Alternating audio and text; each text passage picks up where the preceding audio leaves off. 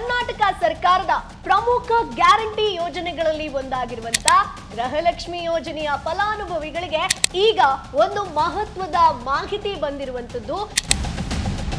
ಗೃಹಲಕ್ಷ್ಮಿ ಯೋಜನೆಯಡಿಯಲ್ಲಿ ಹಣವನ್ನ ಪಡೆಯುತ್ತಿರುವಂತಹ ಫಲಾನುಭವಿಗಳ ಅರ್ಹತೆಯನ್ನ ಮತ್ತೊಮ್ಮೆ ಪರಿಶೀಲಿಸೋದಕ್ಕೆ ರಾಜ್ಯ ಸರ್ಕಾರ ಎಲ್ಲ ಸಿದ್ಧತೆಯನ್ನ ನಡೆಸಿದೆ. ಹೌದು, ಗೃಹಲಕ್ಷ್ಮಿ ಸಮೀಕ್ಷೆಗಾಗಿ ಮನೆ ಮನೆಗೆ ಅಧಿಕಾರಿಗಳು ಬರೋದಕ್ಕೆ ರೆಡಿ ಆಗಿದ್ದಾರೆ.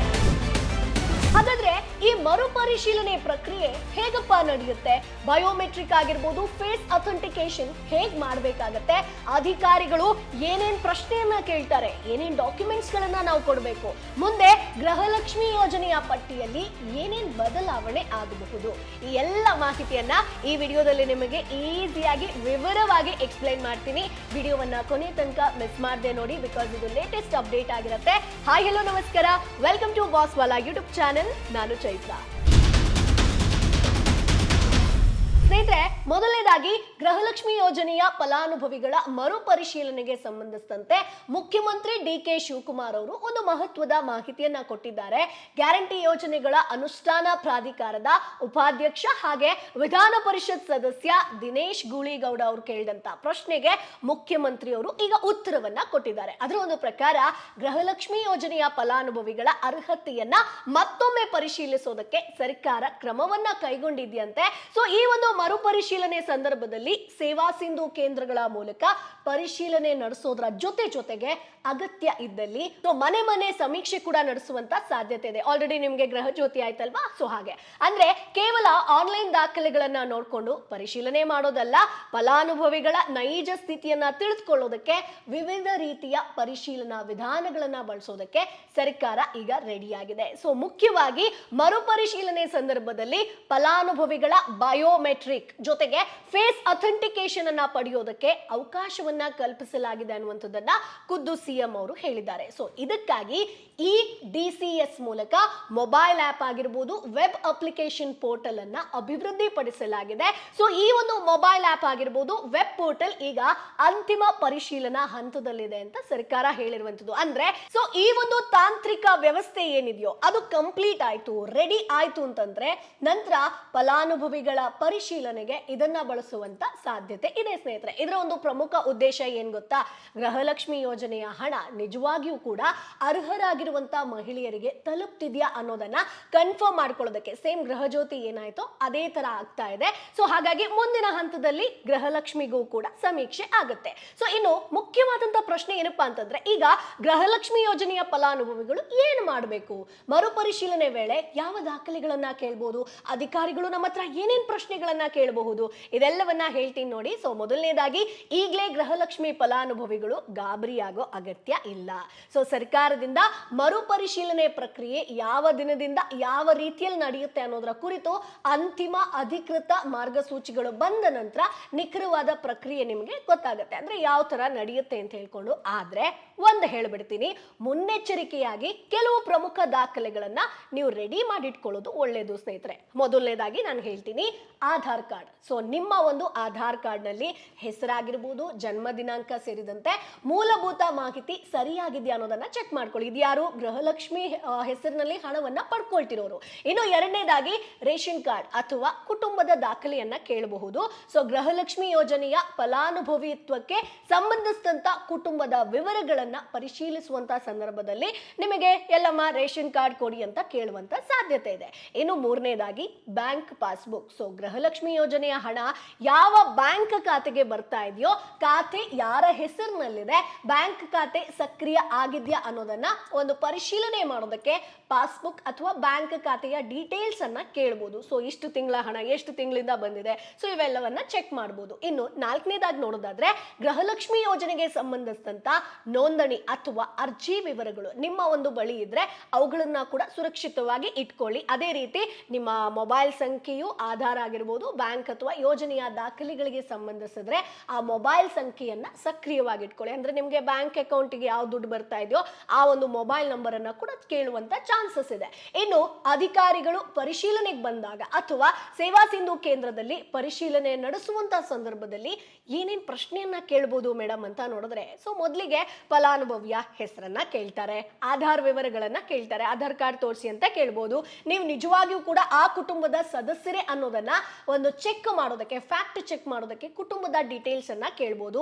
ನಿಮ್ಮ ರೇಷನ್ ಕಾರ್ಡ್ ಅಥವಾ ಕುಟುಂಬದ ದಾಖಲೆಯ ವಿವರಗಳನ್ನ ಪರಿಶೀಲನೆಗೆ ತಗೋಬಹುದು. ಸೊ ಗೃಹಲಕ್ಷ್ಮಿ ಯೋಜನೆಯ ಹಣ ಯಾವ ಬ್ಯಾಂಕ್ ಖಾತೆಗೆ ಬರ್ತಿದೆ ಅನ್ನೋದನ್ನ ನಿಮಗೆ ಡೈರೆಕ್ಟ್ ಆಗಿ ಕೇಳುವಂತ ಚಾನ್ಸಸ್ ಇದೆ. ಬ್ಯಾಂಕ್ ಖಾತೆ ನಿಮ್ಮ ಹೆಸರಿನಲ್ಲಿದೆಯಾ, ಖಾತೆ ಸಕ್ರಿಯ ಆಗಿದೆಯಾ, ಅಥವಾ ಯಾರ ಅಕೌಂಟ್ ದುಡ್ಡು ಹೋಗ್ತಾ ಇದೆ, ಇವೆಲ್ಲವನ್ನ ಕೇಳ್ಬೋದು. ಅಗತ್ಯ ಇದ್ರೆ ಬಯೋಮೆಟ್ರಿಕ್ ಅಥವಾ ಫೇಸ್ ಅಥೆಂಟಿಕೇಶನ್ ಮೂಲಕ ನಿಮ್ಮ ಗುರುತನ್ನ ದೃಢೀಕರಿಸುವಂತ ಪ್ರಕ್ರಿಯೆ ಕೂಡ ಇರಬಹುದು. ಯಾಕಂತಂದ್ರೆ ಆ ಒಂದು ಟೆಕ್ನಿಕಲ್ ಪಾರ್ಟ್ ಏನಿದೆಯೋ ಅದು ಸರ್ಕಾರದಿಂದ ರೆಡಿ ಆಗ್ತಾ ಇದೆ. ಸೊ ಇನ್ನು ಕುಟುಂಬದ ಫಲಾನುಭವಿ ಮೃತಪಟ್ಟಿದ್ರೆ ಆ ಮಾಹಿತಿಯನ್ನ ಸರ್ಕಾರ ಪರಿಶೀಲಿಸಬಹುದು. ಸೊ ಅಂತ ಟೈಮಲ್ಲಿ ಕುಟುಂಬದಲ್ಲಿ ಅರ್ಹರಾಗಿರುವಂತ ಮತ್ತೊಬ್ಬ ಮಹಿಳೆಯನ್ನ ಪರ್ಯಾಯ ಫಲಾನುಭವಿಯಾಗಿ ಸೇರಿಸುವಂತ ಪ್ರಕ್ರಿಯೆ ಕೂಡ ನಡೀಬಹುದು ಸ್ನೇಹಿತರೆ. ಸೊ ಹೀಗಾಗಿ ಮನೆಯಲ್ಲಿರುವಂತ ಫಲಾನುಭವಿ ಇನ್ ಕೇಸ್ ಮೃತಪಟ್ಟಿದ್ರೆ ಕುಟುಂಬದ ಅರ್ಹ ಸದಸ್ಯರು ಸಂಬಂಧಿಸಿದಂತ ಅಧಿಕೃತ ಪ್ರಕ್ರಿಯೆ ಬಗ್ಗೆ ಮಾಹಿತಿಯನ್ನ ಪಡ್ಕೊಳ್ಳೋದು ಇಲ್ಲಿ ಇಂಪಾರ್ಟೆಂಟ್ ಆಗಿರುತ್ತೆ. ಆದ್ರೆ ಇಲ್ಲಿ ಒಂದು ಪ್ರಮುಖ ವಿಚಾರವನ್ನ ಗಮನದಲ್ಲಿಟ್ಕೊಳ್ಳಿ ಸ್ನೇಹಿತರೆ, ಸರ್ಕಾರದಿಂದ ಅಧಿಕೃತವಾಗಿ ಅಂತಿಮ ದಾಖಲೆಗಳ ಪಟ್ಟಿಯನ್ನ ಬಿಡುಗಡೆ ಮಾಡೋವರೆಗೂ ಯಾವುದೇ ಒಂದು ದಾಖಲೆಯನ್ನ ಇದು ಕಡ್ಡಾಯ ಅಂತ ನೀವು ನಂಬೇಡಿ. ಯಾವುದು ಕೂಡ ಈಗ ಕಡ್ಡಾಯ ಅಂತ ಬಂದಿಲ್ಲ. ಯಾರಾದ್ರೂ ಅಧಿಕಾರಿಯ ಹೆಸರಿನಲ್ಲಿ ಕಾಲ್ ಮಾಡಿ OTP ಕೊಡಿ, ATM ಪಿನ್ ಹೇಳಿ, ಬ್ಯಾಂಕ್ ಪಾಸ್ವರ್ಡ್ ಹೇಳಿ, ಈ ತರ ಏನಾದ್ರೂ ಒಂದಷ್ಟು ಮಾಹಿತಿಯನ್ನ ಕೇಳಿದ್ರೆ ಕೊಡೋದಕ್ಕೆ ಹೋಗ್ಬೇಡಿ. ಮರುಪರಿಶೀಲನೆ ಹೆಸರಿನಲ್ಲಿ ಯಾರಾದ್ರೂ ಹಣ ಕೇಳಿದ್ರು ಕೂಡ ಕೊಡೋದಕ್ಕೆ ಹೋಗ್ಬೇಡಿ. ಗೃಹಲಕ್ಷ್ಮಿ ಹಣ ಬರಲ್ಲ, ಸೊ ಈಗ ನೀವು ನನಗೆ ಈ OTP ಕೊಡಿ, ಈ ತರ ಎಲ್ಲ ಹೇಳಕ್ ಹೋಗ್ಬೇಡಿ. ಸರ್ಕಾರ ಅಧಿಕೃತವಾಗಿ ಪ್ರಕ್ರಿಯೆ ಆರಂಭಿಸಿದ ಮೇಲೆ ಸೇವಾ ಸಿಂಧು ಕೇಂದ್ರ ಅಥವಾ ಸಂಬಂಧಿಸಿದಂತ ಅಧಿಕೃತ ಸರ್ಕಾರಿ ವ್ಯವಸ್ಥೆ ಮೂಲಕ ನೀವು ಮಾಹಿತಿಯನ್ನ ಪಡ್ಕೊಳ್ಬಹುದು. ಹಾಗಾದ್ರೆ ಈಗ ಗೃಹಲಕ್ಷ್ಮಿ ಫಲಾನುಭವಿಗಳು ಮಾಡಬೇಕಾದಂತ ಕೆಲಸ ಏನು ಅದನ್ನ ಹೇಳ್ತೀನಿ ನೋಡಿ. ಸೊ ಮೊದಲನೇದಾಗಿ ನಿಮ್ಮ ಆಧಾರ್ ಕಾರ್ಡ್ ಆಗಿರ್ಬೋದು, ರೇಷನ್ ಕಾರ್ಡ್ ಆಗಿರ್ಬೋದು, ಬ್ಯಾಂಕ್ ಪಾಸ್ಬುಕ್ ಆಗಿರ್ಬೋದು, ಗೃಹಲಕ್ಷ್ಮಿ ಯೋಜನೆಗೆ ಏನೇನು ಸಂಬಂಧಿಸಿದಂತ ದಾಖಲೆ ಇದೆಯಲ್ವಾ ಅದೆಲ್ಲವನ್ನ ರೆಡಿ ಮಾಡಿಟ್ಕೊಳ್ಳಿ. ಎರಡನೇದಾಗಿ ಬ್ಯಾಂಕ್ ಖಾತೆ ಸಕ್ರಿಯ ಆಗಿದ್ಯಾ, ಆಧಾರ್ ಜೊತೆ ಲಿಂಕ್ ಆಗಿದ್ಯಾ ಅನ್ನೋದನ್ನ ನೋಡ್ಕೊಳ್ಳಿ. ಮೂರನೇದಾಗಿ ಆಧಾರ್ ಆಗಿರ್ಬೋದು, ಬ್ಯಾಂಕ್ ಖಾತೆಯಲ್ಲಿರುವಂತ ನಿಮ್ಮ ಹೆಸರು, ಇತರ ಮೂಲಭೂತ ವಿವರಗಳಲ್ಲಿ ಯಾವುದೇ ಸಮಸ್ಯೆ ಇದೆಯಾ ಅನ್ನೋದನ್ನ ನೋಡ್ಕೊಳ್ಳಿ. ಹೆಸರು ಬೇರೆ ಬೇರೆ ಇರೋದಾಗಿರ್ಬೋದು, ಇನಿಷಿಯಲ್ ಬೇರೆ ಇರೋದಾಗಿರ್ಬೋದು, ಈ ತರ ಇರಬಾರ್ದು. ನಾಲ್ಕನೇದಾಗಿ ನಿಮ್ಮ ಕುಟುಂಬದ ಸದಸ್ಯರ ಮಾಹಿತಿಯಲ್ಲಿ ಯಾವುದೇ ಬದಲಾವಣೆ ಆಗಿದ್ರೆ ಅದಕ್ಕೆ ಒಂದಷ್ಟು ದಾಖಲೆಗಳನ್ನ ರೆಡಿ ಮಾಡಿಟ್ಕೊಳ್ಳಿ ಸ್ನೇಹಿತರೆ. ಇನ್ನು ಐದನೇದಾಗಿ ಸರ್ಕಾರದಿಂದ ಮರುಪರಿಶೀಲನೆಗೆ ಸಂಬಂಧಿಸಿದಂತ ಅಧಿಕೃತ ಮಾಹಿತಿ ಬಂದಾಗ ಮಾತ್ರ ಮುಂದಿನ ಕ್ರಮವನ್ನ ಕೈಗೊಳ್ಳಿ. ಸೊ ಈಗಲೇ ಗೃಹಲಕ್ಷ್ಮಿ ಯೋಜನೆ ಹಣ ನಿಲ್ಲುತ್ತೆ ಅಥವಾ ಎಲ್ಲರೂ ಕಡ್ಡಾಯವಾಗಿ ಸೇವಾ ಸಿಂಧು ಕೇಂದ್ರಕ್ಕೆ ಹೋಗ್ಬೇಕು ಅನ್ನುವಂಥದ್ದು ಏನೂ ಇಲ್ಲ. ಸೊ ಆತರ ಏನು ಟೆನ್ಷನ್ ಮಾಡಬೇಕು ಅಂತ ಇಲ್ಲ. ಸೊ ಪ್ರಸ್ತುತ ಸರ್ಕಾರ ಮರುಪರಿಶೀಲನೆಗಾಗಿ mobile app, web portal, biometric, face authentication, Seva Sindhu ಕೇಂದ್ರ ಆಗಿರ್ಬೋದು, ಮನೆ ಮನೆ ಸಮೀಕ್ಷೆಯಂತಹ ವ್ಯವಸ್ಥೆಗಳಿಗೆ ತಾಂತ್ರಿಕ ಸಿದ್ಧತೆಯನ್ನ ಮಾಡ್ಕೊಳ್ತಾ ಇದೆ. ಸೊ ಮುಂದಿನ ದಿನಗಳಲ್ಲಿ ಇದು ಜಾರಿಯಾಗುತ್ತೆ, ಬಟ್ ಸ್ವಲ್ಪ ಟೈಮ್ ಬೇಕಾಗುತ್ತೆ. ಸೊ ಮರುಪರಿಶೀಲನೆ ಪ್ರಕ್ರಿಯೆ ಆರಂಭವಾದಾಗ ಯಾವ ಕೇಂದ್ರಕ್ಕೆ ಹೋಗಬೇಕು, ಯಾವ ದಾಖಲೆ ಬೇಕು, ಬಯೋಮೆಟ್ರಿಕ್ ಹೇಗೆ ಮಾಡಬೇಕು, ಮನೆ ಮನೆ ಸಮೀಕ್ಷೆಯಲ್ಲಿ ಏನೇನು ಕೇಳ್ತಾರೆ, ಇವೆಲ್ಲದರ ಬಗ್ಗೆ ಅಧಿಕೃತ ಮಾಹಿತಿ ಬಂದ್ರೆ ಅದರ ಆಧಾರದ ಮೇಲೆ ನಾನೇ ಖಂಡಿತ ಒಂದು ಅಪ್ಡೇಟೆಡ್ ವಿಡಿಯೋನ ಮಾಡ್ತೀನಿ. ಇನ್ನು ಗೃಹಲಕ್ಷ್ಮಿ ಯೋಜನೆಯ ಒಟ್ಟು ಅಂಕಿ ಅಂಶಗಳನ್ನ ನಾವು ಒಮ್ಮೆ ನೋಡ್ತಾ ಹೋಗೋಣ. ಸೊ ಇದುವರೆಗೆ ಯೋಜನೆಗಾಗಿ ಸರ್ಕಾರ ಒಟ್ಟು 76,951 ಕೋಟಿ ರೂಪಾಯಿ ಪಾವತಿಸಿರುವಂತದ್ದು ಸ್ನೇಹಿತರೆ. ಪ್ರಸ್ತುತ ಗೃಹಲಕ್ಷ್ಮಿ ಯೋಜನೆಯಡಿ ಒಟ್ಟು 1,24,48,938 ಫಲಾನುಭವಿಗಳಿದ್ದಾರೆ. ಸೊ ಯೋಜನೆ ಆರಂಭ ಆದ ನಂತರ ಪ್ರತಿ ಮನೆಯ ಯಜಮಾನಿಗೆ ಪ್ರತಿ ಕಂತಿಗೆ 2,000 ರೂಪಾಯಿ ತರ ಹಣವನ್ನ ನೇರವಾಗಿ ಬ್ಯಾಂಕ್ ಖಾತೆಗೆ ಜಮಾ ಮಾಡಲಾಗ್ತಾ ಇತ್ತು. ಸೊ ಇದುವರೆಗೆ ಒಟ್ಟು 32 ಕಂತುಗಳ ಹಣವನ್ನ ಫಲಾನುಭವಿಗಳಿಗೆ ಪಾವತಿಸಲಾಗಿದೆ. ಒಂದಷ್ಟು ಜನರಿಗೆ ಬಂದಿಲ್ಲ ಅನ್ನುವಂಥದ್ದು ಕೂಡ ಇದೆ. ಹಾಗಾದ್ರೆ ಈಗ ಸರ್ಕಾರ ಯಾಕೆ ಮರುಪರಿಶೀಲನೆಗೆ ಮುಂದಾಗಿದೆ ಅನ್ನೋದನ್ನ ಒಮ್ಮೆ ನೋಡ್ತಾ ಹೋಗೋಣ. ನಿಮಗೂ ಒಂದು ಡೌಟ್ ಬಂದಿರುತ್ತಲ್ವಾ, ಯಾಕೆ ಇದನ್ನ ಈಗ ಮಾಡ್ತಿದ್ದಾರೆ, ಏನ್ ಸಮಸ್ಯೆ ಆಗಿದೆ ಅಂತ ಹೇಳ್ಕೊಂಡು. ಸೊ ಯೋಜನೆ ಆರಂಭ ಆದ ದಿನದಿಂದ 2026 ಜೂನ್ ಅಂತ್ಯದವರೆಗೆ ಒಟ್ಟು 3,13,297 ಗೃಹಲಕ್ಷ್ಮಿ ಫಲಾನುಭವಿಗಳು ಮೃತಪಟ್ಟಿದ್ದಾರೆ ಅನ್ನುವಂಥದ್ದು ಸರ್ಕಾರದ ಅಂಕಿ ಅಂಶಗಳು ತಿಳಿಸುತ್ತೆ. ಸೊ ಇಲ್ಲಿ ಇಲ್ಲಿ ಮತ್ತೊಂದು ಪ್ರಮುಖ ವಿಚಾರ ಏನಪ್ಪಾ ಅಂತಂದ್ರೆ ಈ ಮೃತಪಟ್ಟ ಫಲಾನುಭವಿಗಳ ಪೈಕಿ 1,10,562 ಜನರ ಬ್ಯಾಂಕ್ ಖಾತೆಗಳಿಗೆ ಅವರು ಮೃತಪಟ್ಟ ನಂತರ ಕೂಡ ಗೃಹಲಕ್ಷ್ಮಿ ಯೋಜನೆಯ ಹಣ ಜಮೆಯಾಗಿದೆ. ಮರಣದ ನಂತರ ಈ ಒಂದು ಖಾತೆಗಳಿಗೆ ಒಟ್ಟು 117.31 ಕೋಟಿ ರೂಪಾಯಿ ಜಮೆಯಾಗಿದೆ ಅನ್ನುವಂಥದ್ದನ್ನ ಖುದ್ದು ಸಿಎಂ ಹೇಳಿದ್ದಾರೆ. ಸೊ ಈ ಒಂದು ಹಣದಲ್ಲಿ ಇದುವರೆಗೆ 40.7 ಕೋಟಿ ರೂಪಾಯಿ ಮಾತ್ರ ಸರ್ಕಾರಕ್ಕೆ ವಾಪಸ್ ಬಂದಿರುವಂತದ್ದು. ಉಳಿದ ಹಣವನ್ನ ವಾಪಸ್ ಪಡೆಯುವಂತ ಪ್ರಕ್ರಿಯೆ ಜಿಲ್ಲಾವಾರು ನಡೀತಾ ಇದೆ ಅನ್ನುವಂಥದ್ದು ಸರ್ಕಾರ ಹೇಳಿರುವಂತದ್ದು. ಸೊ ಇದರಿಂದಾಗಿ ಅರ್ಹ ಫಲಾನುಭವಿಗಳಿಗೆ ಏನು ದುಡ್ಡು ತಲುಪಬೇಕಿತ್ತೋ ಸರ್ಕಾರಿ ಹಣ ದುರುಪಯೋಗ ಆಗದಂತೆ ನೋಡ್ಕೊಳ್ಳೋದು, ಫಲಾನುಭವಿಗಳ ಮರುಪರಿಶೀಲನೆ ಏನಿದೆಯೋ ಅದು ಅಗತ್ಯ ಅನ್ನುವಂಥದ್ದು ಈಗ ಸರ್ಕಾರದ ಮಟ್ಟಿನಲ್ಲಿ ಬಂದಿರುವಂತ ಅಭಿಪ್ರಾಯ. ಬಟ್ ಇಲ್ಲಿ ಒಂದು ವಿಚಾರವನ್ನ ಸ್ಪಷ್ಟವಾಗಿ ಅರ್ಥ ಮಾಡ್ಕೊಳ್ಳಿ, ಬಿಕಾಸ್ ಇದು ತುಂಬಾ ಜನರಿಗೆ ಭಯ ಇದೆ. ಮೃತ ವ್ಯಕ್ತಿಯ ಖಾತೆಗೆ ಹಣ ಜಮೆಯಾಗಿದೆ ಅನ್ನುವಂತಹ ಕಾರಣಕ್ಕೆ ಸಂಪೂರ್ಣ ಕುಟುಂಬವೇ ಯೋಜನೆಯಿಂದ ಹೊರಗೆ ಹೋಗುತ್ತೆ ಅನ್ನುವಂಥದ್ದಲ್ಲ. ಬಟ್ ನೀವು ಅದ್ರ ಬಗ್ಗೆ ಇನ್ಫಾರ್ಮೇಶನ್ ಅನ್ನ ಕೊಡಬೇಕಾಗತ್ತೆ. ಅಂದ್ರೆ ಕುಟುಂಬದಲ್ಲಿ ಮೂಲ ಫಲಾನುಭವಿ ಮೃತಪಟ್ಟಿದ್ರೆ ನಿಯಮಾನುಸಾರ ಅಂದ್ರೆ ನಿಮಗೆ ರೂಲ್ಸ್ ಪ್ರಕಾರ ಅರ್ಹತೆ ಹೊಂದಿರುವಂತ ಮತ್ತೊಬ್ಬ ಮಹಿಳೆಗೆ ಯೋಜನೆಯ ಒಂದು ಬೆನಿಫಿಟ್ ಕಂಟಿನ್ಯೂ ಆಗುತ್ತೆ. ಆ ಒಂದು ವ್ಯವಸ್ಥೆ ಕೂಡ ಇದೆ. ಇನ್ನು ನೆಕ್ಸ್ಟ್ ನಾವು ನೋಡೋಣ ಜಿಲ್ಲಾವಾರು ಅಂಕಿ ಅಂಶಗಳನ್ನ ನೋಡಿದ್ರೆ ಬೆಳಗಾವಿ ಜಿಲ್ಲೆಯಲ್ಲಿ ಅತಿ ಹೆಚ್ಚು ಗೃಹಲಕ್ಷ್ಮಿ ಫಲಾನುಭವಿಗಳು ಮೃತಪಟ್ಟಿರುವಂತದ್ದು.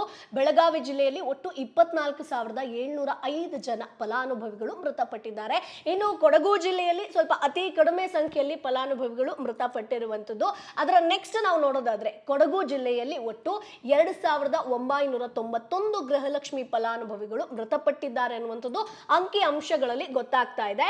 ಸೊ ಹಾಗಾಗಿ ಸ್ನೇಹಿತರೆ, ಸೇವಾ ಸಿಂಧು ಕೇಂದ್ರ ಆಗಿರ್ಬೋದು, ಮನೆ ಮನೆ ಸಮೀಕ್ಷೆ ಮೂಲಕ ಅಗತ್ಯ ಮಾಹಿತಿಯನ್ನ ಮರುಪರಿಶೀಲಿಸಲಾಗುವುದು ಅನ್ನೋದನ್ನ ಮುಖ್ಯಮಂತ್ರಿ ಅವರು ಈಗ ಲೇಟೆಸ್ಟ್ ಆಗಿ ಅಪ್ಡೇಟ್ ಕೊಟ್ಟಿರುವಂತದ್ದು. ಸೊ ಇದಕ್ಕಾಗಿ ಮೊಬೈಲ್ ಆಪ್ ಆಗಿರ್ಬೋದು, ವೆಬ್ ಅಪ್ಲಿಕೇಶನ್ ಪೋರ್ಟಲ್ ಅನ್ನ ರೆಡಿ ಮಾಡ್ತಿದ್ದಾರೆ. ಸೊ ಹಾಗಾದ್ರೆ ನೀವು ಕೇಳ್ಬೋದು, ಏನ್ ಮೇಡಮ್ ಆಪ್ ನ ನಾವೇ ಇನ್ಸ್ಟಾಲ್ ಮಾಡ್ಬೇಕಾ? ಏನೂ ಇಲ್ಲ. ಸೊ ಅಧಿಕಾರಿಗಳು ಅವ್ರದೇ ಮೊಬೈಲ್ ಅಲ್ಲಿ ಆಪ್ ಗಳಿರುತ್ತೆ. ಸೊ ಅವರೇ ಬೇಕಾದಂತ ಇನ್ಫಾರ್ಮೇಶನ್ ಗಳನ್ನ ತಗೊಂಡು ಸೊ ಅವರೇ ಅದನ್ನ ನಿಮಗೆ ಕಂಪ್ಲೀಟ್ ಆಗಿ ಸಬ್ಮಿಟ್ ಮಾಡ್ತಾರೆ, ಅವರೇ ಫಿಲ್ ಮಾಡ್ತಾರೆ. ಸೊ ಅರ್ಹತೆ ಇಲ್ಲದವರು ಪಟ್ಟಿಯಲ್ಲಿ ಇದ್ರೆ ಅಂಥವರ ಬಗ್ಗೆ ಪರಿಶೀಲನೆ ನಡೀಬಹುದು, ಅಥವಾ ಅವರ ಒಂದು ಗೃಹಲಕ್ಷ್ಮಿಯ ಏನ್ ಹೆಸರಿದೆಯೋ ಅದರಿಂದ ಆಚೆ ಹೋಗ್ಬೋದು.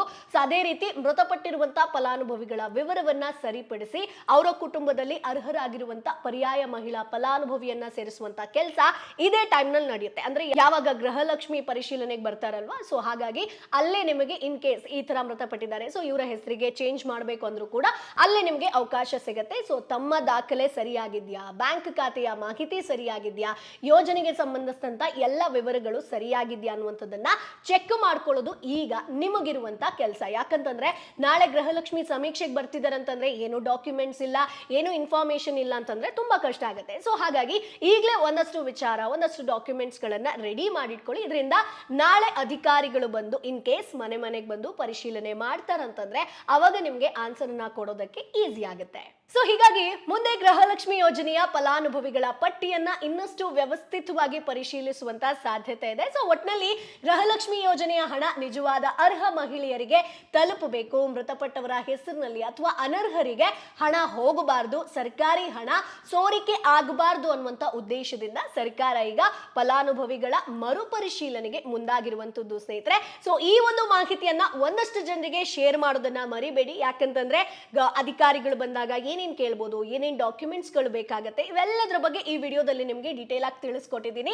ಸೊ ಹಾಗಾಗಿ ನಿಮ್ಮ ಫ್ರೆಂಡ್ಸು ಫ್ಯಾಮಿಲಿಯವರಿಗೆ ಶೇರ್ ಮಾಡೋದನ್ನ ಮರಿಬೇಡಿ. ಏನಾದರೂ ಡೌಟ್ ಇತ್ತು ಅಂತಂದ್ರೆ ಕಮೆಂಟ್ ಬಾಕ್ಸ್ ಅಲ್ಲಿ ನೇರವಾಗಿ ಕೇಳ್ಬೋದು, ನಾನು ಉತ್ತರವನ್ನ ಕೊಡ್ತೀನಿ. ಸೊ ಮುಂದಿನ ಎಪಿಸೋಡ್ ಅಲ್ಲಿ ಮತ್ತಷ್ಟು ಮಾಹಿತಿ ಜೊತೆ ನಾನು ನಿಮ್ಮ ಮುಂದೆ ಹಾಜರಿರ್ತೀನಿ. ಅಲ್ಲಿವರೆಗೂ ಬೈ ಬೈ. ಬ್ರಾಂಡ್ ಪಾರ್ಟ್ನರ್ಶಿಪ್ ಮತ್ತು ಜಾಹೀರಾತಿಗಾಗಿ ಸಂಪರ್ಕಿಸಿ brand@bosswala.com. WhatsApp number 9108014192. Bosswala. Be the boss.